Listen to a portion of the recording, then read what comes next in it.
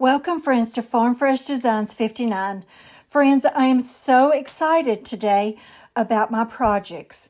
And check out this green vase that I only paid 99 cents for at Goodwill. And you are not going to believe the total transformation of this really cheap vase that will look beautiful at the end. I started out by putting a coat of Dixie Belle bonding balls on it that acts as a primer. And then I put a couple coats of white Rust-Oleum chalk paint. I'm going to start out by using one of the smaller stamps from the new stamp set called Velveteen. And I'm using China Blue ink, IOD ink, and I'm stamping onto a napkin. And these are those dinner napkins that you can buy. So there's a lot of design on the outside. So the only plain part is on the inside. And these napkins are 3-ply. So when I get ready to decoupage them, I will need to pull it back to the very first layer. So each napkin, I have the possibility of putting 4 of these little bouquets. And because I wasn't really sure how many I needed, I think I ended up doing 3 different napkins just to make sure that I had plenty. Once I finish all of those, I use a water pen. And if you don't have one of these, you can just dip a paintbrush into water, because I need to only isolate that simple part of the design, and I will actually go back later and tear it really easy to be able to also get rid of any of that extra white around this bouquet. And if you'll notice on the left how transparent this napkin looks when it's actually down to the very first layer. So because I'm using my 99-cent vase and it's rounded, I'll lay it on my table with something on either side so it won't roll. And because these napkins are a lot more fragile than decoupage paper, I will be putting these on this vase with DIY liquid patina. And I've already decided on the placement of them. And I started out with this one, and then you're going to notice as I do each one of these, then I've got just a little piece of painter's tape on it just to hold it down. And that was done after I kind of figured out how many I actually needed. And yes, there will be some wrinkles in this napkin, but I'm totally okay with it. And it's not something that you even notice at the end. So I did one little row of those bouquets about midway on the vase, and then I dropped down to the bottom and did another row. But this is a great tip if you want to decoupage a stamp onto a piece. You can actually stamp it on a white napkin first, and then that way it makes it a whole lot easier to put it on those projects. Now the next little part that I put on, I actually forgot to film that, but the little pieces that will go between the bigger bouquets come from the new stamp called Countryside Memoirs. And I put those on the same way, and I just alternate them up at the top and down on the bottom between those 2 larger bouquets. And I had to play around a little bit with the placement of these napkins, and I'm not going to tell you that they're perfect, but I'm really pleased with the way that it turned out. So I pulled out another piece of the Countryside Memoirs, and this is something that I'm going to put between the bottom designs and then the same design up at the top. And it only took 3 pieces of this little garland. But when I tore it, this time I didn't actually use my water pen because it was such a small design that it was just easier for me to tear, so that I could tear almost right up to the edge where it is inked up. And also, let me caution you, when you are inking onto a napkin, before you use that liquid decoupage medium, you need to make sure that the ink is dry on that napkin. And it doesn't take very long, but you don't want it to smear if you did it too quickly. And also, if you're doing something like this garland is perfect if you need to tear it off maybe in the middle in case you have too much of that little wreath to go around it. Now I'm going back to the little small stamp that I put at the bottom from Countryside Memoirs, and I'm putting those up at the very top just to coordinate with the pieces down below. And on these, I put them just a little bit closer together. And I tried to match them up with the pieces down at the bottom. Okay, so the next part is a little unusual, and it is based off the inspiration vase that I actually saw on Amazon that was listed for $63. So I'm using the IOD olive crest mold, and I'm making these molds out of hot glue because I need them to be more flexible than resin, but more permanent than clay. And if you've not used hot glue before, you can't use your standard hot glue gun because it's just going to lump up in that mold. So you want to use a hot glue gun that is at least 100 watts. And I'm going to be making double-sided molds where you use two symmetrical pieces and you attach them. Now, normally, I put my mold in and I let it set up and take it out, and then I start again with the next section of it, and then I lay that first piece on top of it, and it melds together really well.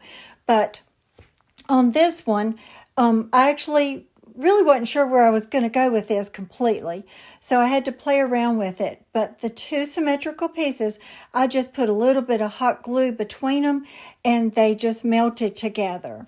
So next, I'm making the base for my vase to sit on top of.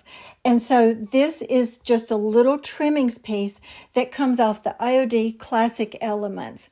And once again, I wanted this to be a little bit more flexible than resin, but I did not want it to be clay, because with clay, there is a chance that over time it might chip off if you mess with it. But there's another section on this base that I'm going to use that same trimmings from Classic Elements. And it's going to be up underneath the top of the base. And it's not going to be something that will be touched a lot. And so I use Tight Bond Thick and Quick to put it on. And I'm going to put it right there, right up underneath. And I needed just 4 of those little strips to match up these two pieces. So I just made another one and measured and put it where it was going to work to finish off that design. And so now I'm using the Trimmings 2 mold, and I'm going to be making this out of clay. And the reason I used clay on this one is because where I'm going to be putting it, when I tried to use hot glue molds, they just were not going to work because they were almost too thick. So when I was making this, I had a lot of different designs that I could use on this base, and I played around with different ones. And so I finally decided that less is better. So I went on and painted the top part of it with Fusion Mineral Paint in the color Cast Iron. And I set that off to the side, and now I'm ready to work on these little pieces from the olive crest. So while those are drying now, I go back with my Dixie Belle Gold Gilding Wax, and I just start putting it on top of that black just to see if it's going to work. Because remember, I said I played around with this for a pretty good while before I was ready to show it to y'all. And this is something that I did at Christmas by putting on black and then putting on gold on top. And I just always loved the way that looks. So on these little pieces right here, I need them to be really gold to kind of match up with the base. And while I'm painting them, because they're made out of hot glue to keep it still, I just take a little toothpick and kind of stick it down in it real easy, and that holds it while I'm painting it. So while that gold gilding wax is sort of setting up, I'm going to pull out my IOD fleur-de-lis mold, and I'm going to be using the medium size. And I'm using DOS air dry clay. And once again, it just was not going to work as well with hot glue, so I made these out of the clay.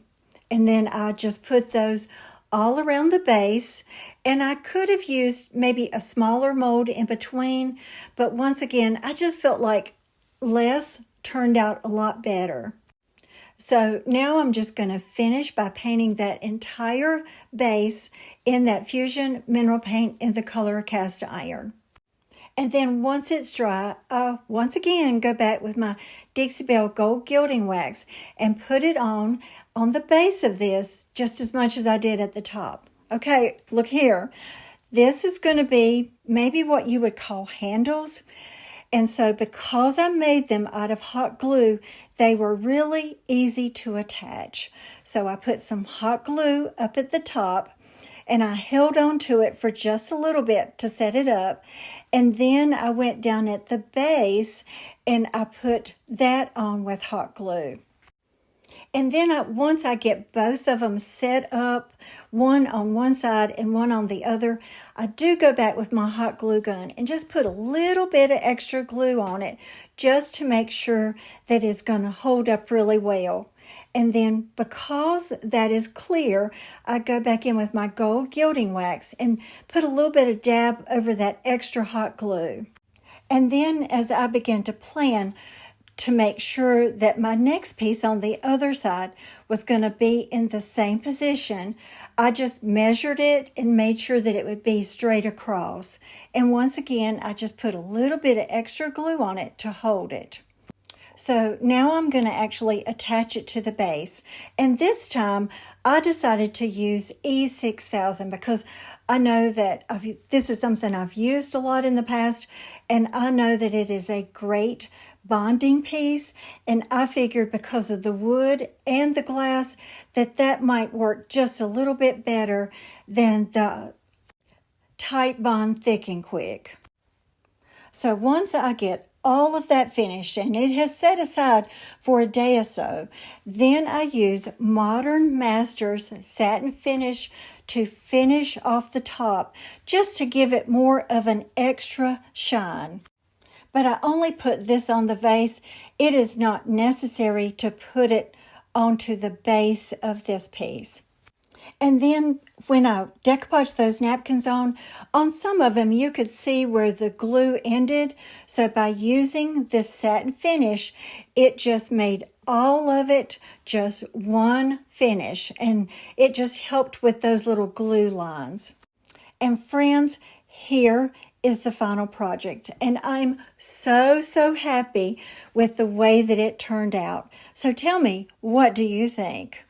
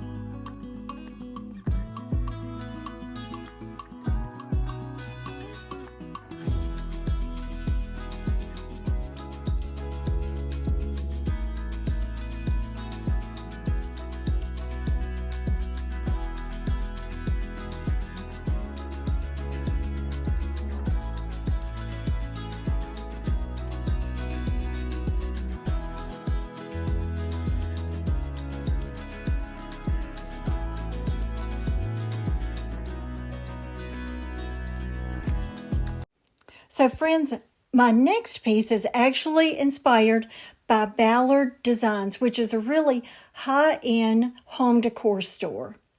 And so this is DOS air dry clay, and actually it took about half of a package to do this. So I put some cornstarch actually on my silicone mold, and I rolled it all out like you would a pizza crust or biscuits or something.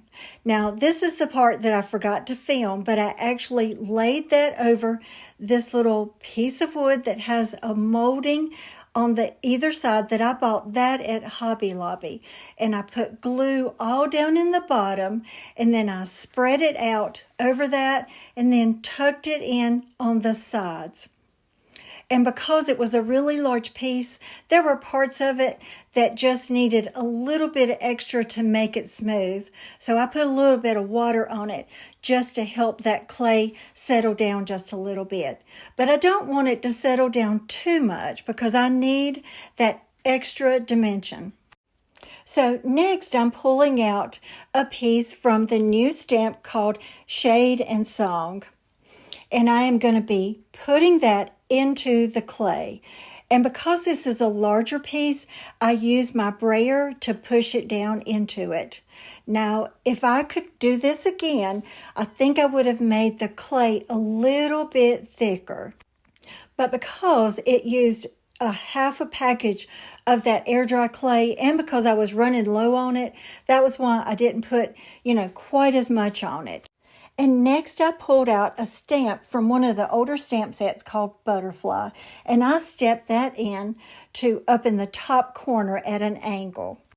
Now, one of the reasons that I love Ballard Designs so much, and I like to look at their catalogs, is because some of their artwork are reliefs, which is, something that's raised up a little bit. And so I wanted to stamp this in so that it would look somewhat like one of those reliefs that I'll see. And I used Rust-Oleum chiffon cream to start painting over all of that piece. And now that little trunk didn't stamp really well, so I just used this little piece to scrape it so it would have more of an indentation so that it would be more visible. So to bring out all the detail, I use Dixie Belle Voodoo Gel Stain in the color Natural. And I started out by putting it on the design first, and I would put just a little bit, and then I would pull out a baby wipe and wipe it back. And you may ask why I just did small pieces. It's because once that gets into your piece, if you let it sit for too long, it's going to be harder to pull it up. And I want that Voodoo Gel Stain to sink into that design really well to pull out all the details.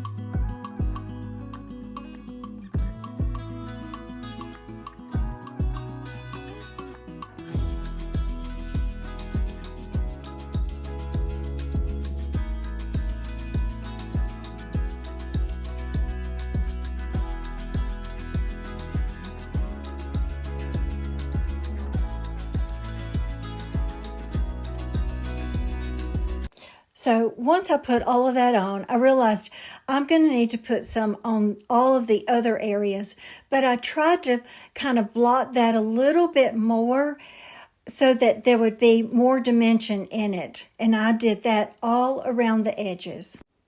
So to add one more layer to it, I pulled out my IOD Birdsong, which is an older mold that a lot of us have, and I used the little bird that looked like he would be perching on maybe the branch of this, and then I glue him on with Titebond Thick and Quick and put that on one of those branches just to give it one more dimension.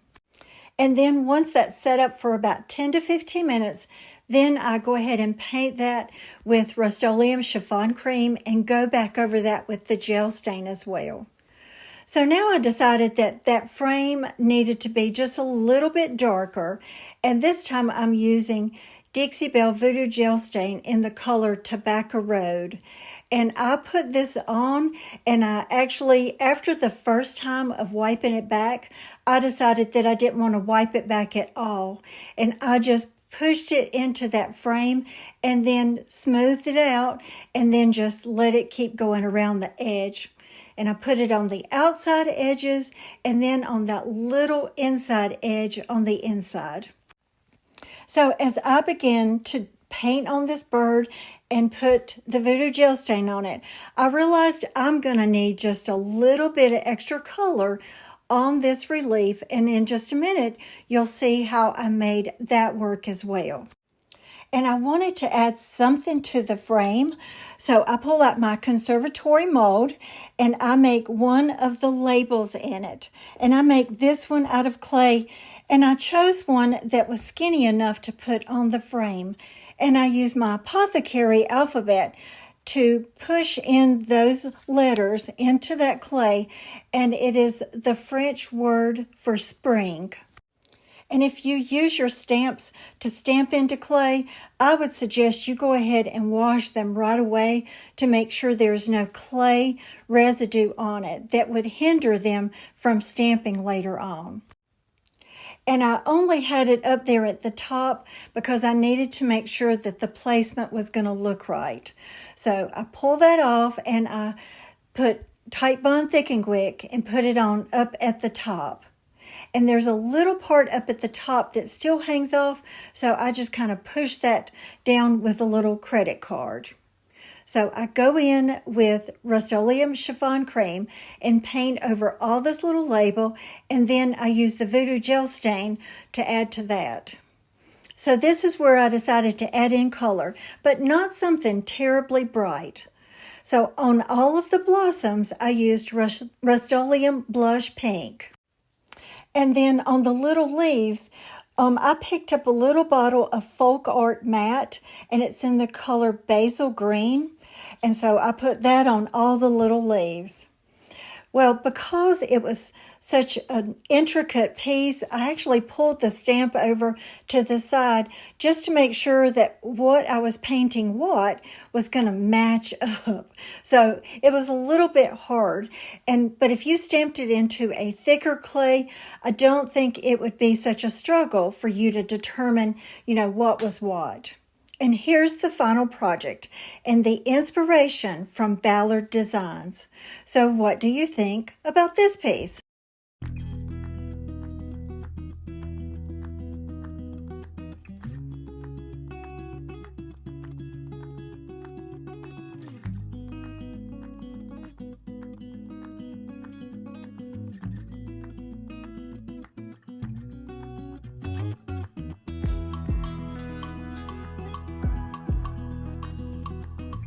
So friends, as we come to the end of the video, I want to invite you to my Facebook page on Wednesdays at 7 p.m. Eastern Standard Time, where we have a live video each Wednesday.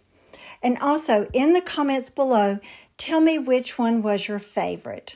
But this was so much fun to think about using different designs from high-end pieces to recreate it and make it my own in a very, very inexpensive way. So if you are a lover of IOD molds, then the next time you see a piece of decor, look at it and think, how would I use my IOD molds to make it look like that? So friends, if you enjoyed the video today, make sure to hit the like button and subscribe to my channel and become part of my family.